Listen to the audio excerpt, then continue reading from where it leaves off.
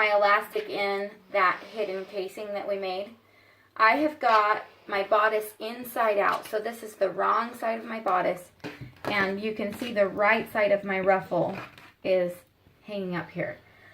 Next, we're going to attach our yoke.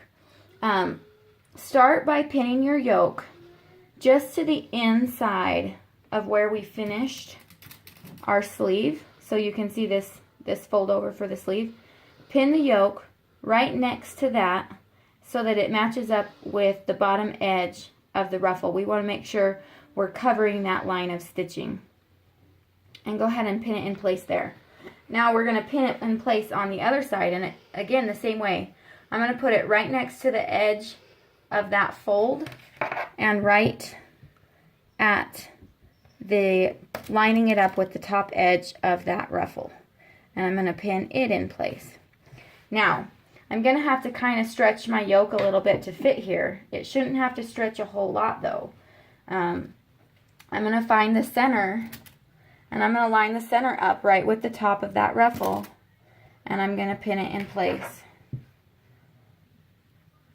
And then I'm going to do the same thing, and I'm just going to keep doing this in middles until my yoke is completely attached to my bodice.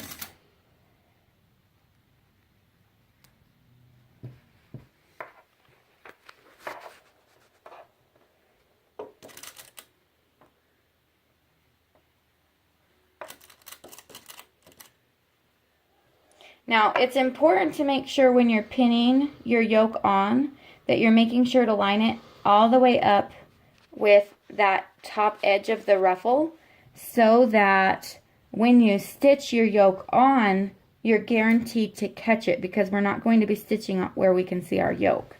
So as long as it's pinned up high enough here, we will catch it when we sew from the other side. So now that I've got that all pinned in place, we're going to turn it over. I'm going to bring it to my sewing machine here. So this is the right side of my bodice. This is the wrong side of my ruffle, and my ruffle is up. But if I turn my ruffle down here, you can see my yoke underneath there.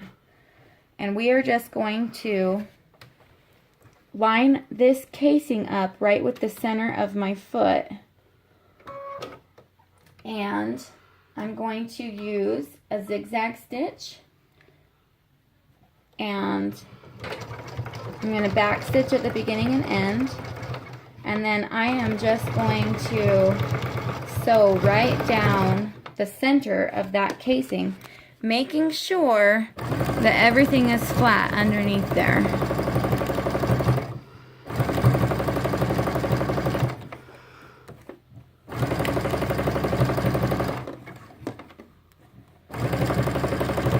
Now, I'm not stretching this as I sew. I'm sewing right through the elastic and all the gathers and everything with this zigzag stitch.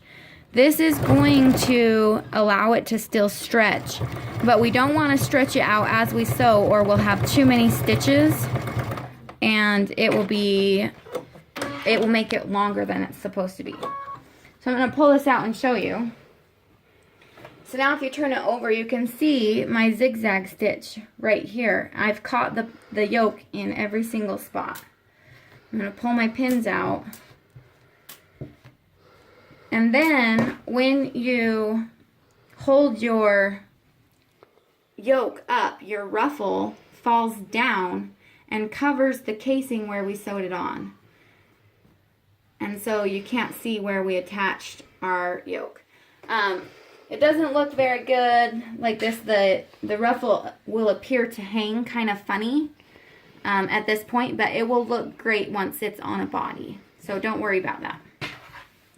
So then we're just going to go ahead and do the other side. I'm not going to do the other side all the way because it's basically the same way that you sew it on. But I'm going to show you here how to get it started.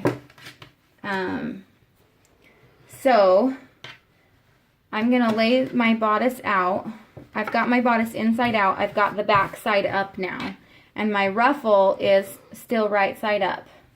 I'm going to just kind of make sure that that elastic is even over the ruffle and straighten it all out. Then I'm going to take one of my back pieces and I'm going to pin it so that it's right inside the finished armhole edge and lined up with the top edge of the ruffle. I'm going to do the same thing on the other side. So right inside that finished armhole edge and at the top of the ruffle.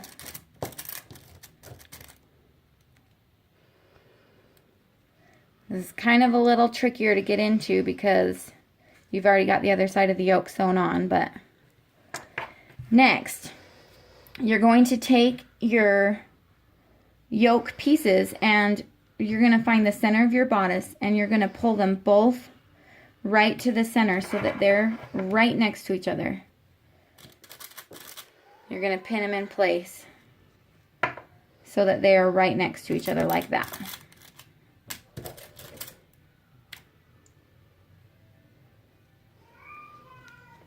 So you see how there's not a gap between them there? You want them to butt up right next to each other. And then you just do the same thing that we did on the front, and you're just going to keep pinning your centers until your yoke is pinned on.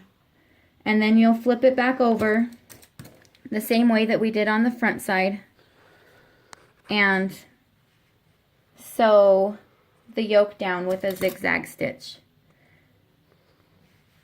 And it's that simple. Hi, thanks for watching. Make sure you subscribe.